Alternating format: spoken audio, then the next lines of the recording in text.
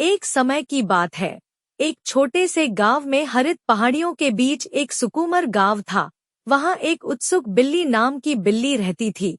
उत्सुक के पास गहरे धूप के साथ एक गहरा सुनहरा फरनी था और उसके चमकदार हरे आंखों में चालाकी भरी थी। हर दिन उत्सुक गांव में घूमती रहती थी, हर कोने को छूने की चाह में और हर प्रकार के रोमांच में अपने आप को डालती रहती थी।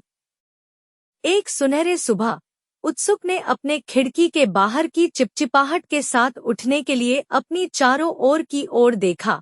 वह अपने छोटे पैरों को फैलाकर सीधे बाहर निकल गई और किसी विशेष खोज के लिए तैयार हो गई।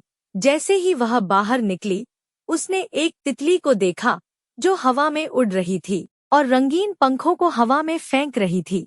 आकर्षित होकर उत्सुक ने तितली का पीछा करने का निश्चय किया। तितलियां उत्सुक को हरी भरी घास के मैदानों और फूलों के मेले में ले गई। उत्सुक ने इसके पीछे दौड़ा, उसके पैर तुरही घास पर चल रहे थे। अचानक तितली एक ढेर से गिर गई, जिससे उत्सुक हैरान हो गई। हिम्मत नहीं हारते हुए उत्सुक ने ढेर में अपना सिर डाला और देखा कि वह एक छिपा हुआ बगीचा देख रही है, जो सबसे सुंदर फूलों से भरा हुआ था। वहां हर रंग के गुलाब, हवा में झूमते नरगिस और फौजी की तरह खड़े ट्यूलिप थे। उत्सुक को लगा जैसे उसने जादुई दुनिया में खो दिया हो।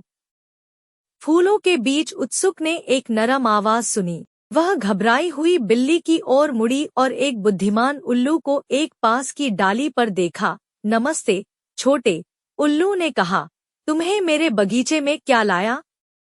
उत्सुक ने हैरानी से आंखें फड़काई। मैंने एक तितली का पीछा किया, उसने कहा, और यहाँ आ गई। उल्लू ने समझाया, तितलियां वास्तव में जादुई प्राणियां हैं। उन्होंने कहा, उनका हमें अनपेक्षित जगहों की ओर मार्गदर्शन करने का एक तरीका होता है। उत्सुक ने ध्यान से सुना।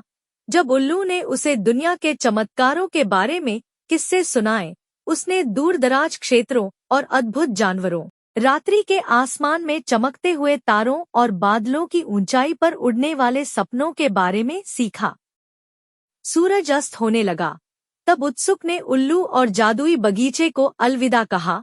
वह अपने घर की ओर चली गई। उसका मन आश्चर्य और खुशी से भर गया।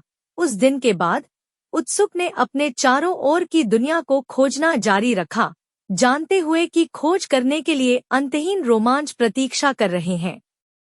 और इस प्रकार उत्सुक बिल्ली और उसकी उत्साहित खोज के उपक्रमों ने गांव की बात बना दी। सभी को जिज्ञासा के जादू को स्वीकार करने और उनके चारों ओर की दुनिया की सुंदरता को आत्मसात करने की प्रेरणा दी।